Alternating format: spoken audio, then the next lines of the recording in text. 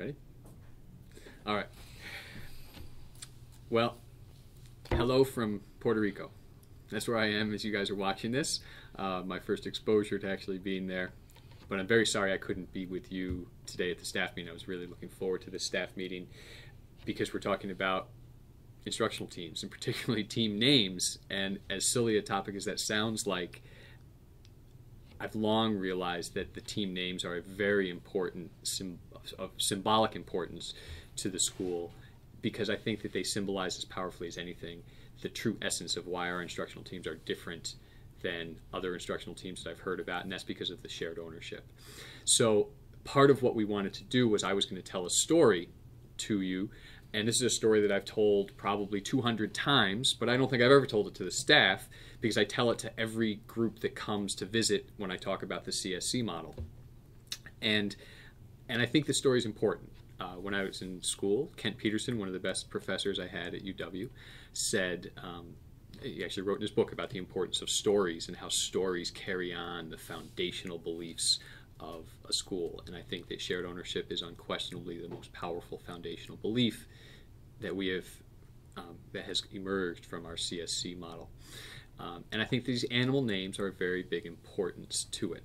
And so the story I tell when visitors come is this.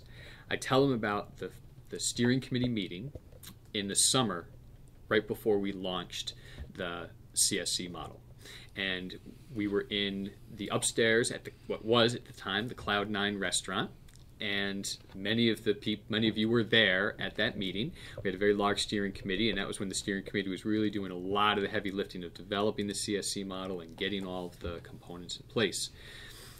And we were going through the planning to start the year, and the question came up, what names do we put on the registration form when the kids come to pick up their form to find out who their teachers are? And there was all this discussion going on. And I knew that Cindy had already filled out those forms. She had printed them all, and they were in folders. And the last person you want to piss off as a principal is your secretary. Well, maybe second last after your wife, but it's a very close second. So I'm sitting there thinking, oh, I got to do everything I can to prevent from having to recreate these. And I'm trying to convince everybody at the steering committee, let's just let it go for this year. We'll have just the teachers, the one teacher's name, but we'll know that for next year, we'll correct that and we'll put all three teachers' names. And as we're saying it, a whole bunch of the teachers who were going to be in the, what we called at the time, the X positions from the circle and X diagram, just in an uproar said, no, absolutely not. If you want me to have equal ownership and if you expect those kids to see me as an equal, my name has to be on that sheet of paper. And my name has to be on the door. And my name has to be on everywhere that it goes for the schedule. Which just got us into a huge discussion. And we said, well, maybe we better identify teams by something else. Like, should we do colors or shapes or what? And finally somebody said, why don't we just do animals? And so animals became the hook. And then we decided on ocean animals for 4-5, and forest animals for 2-3, and jungle animals for K1. And then I tell the other funny story that you either have just seen or will about to see about those ocean, forest, and jungle categories. And I also tell that story, which always gets a good laugh from everybody.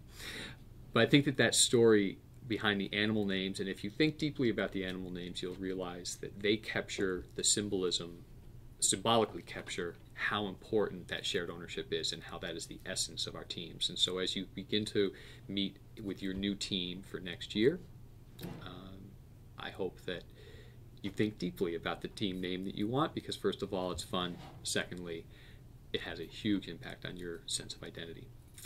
And that feels especially important to me as I move on to hope that the most important beliefs and philosophical components behind the CSC model stay in place. And I think the team names can keep that going for a long, long time. So have fun, and I look forward to hearing all the new team names.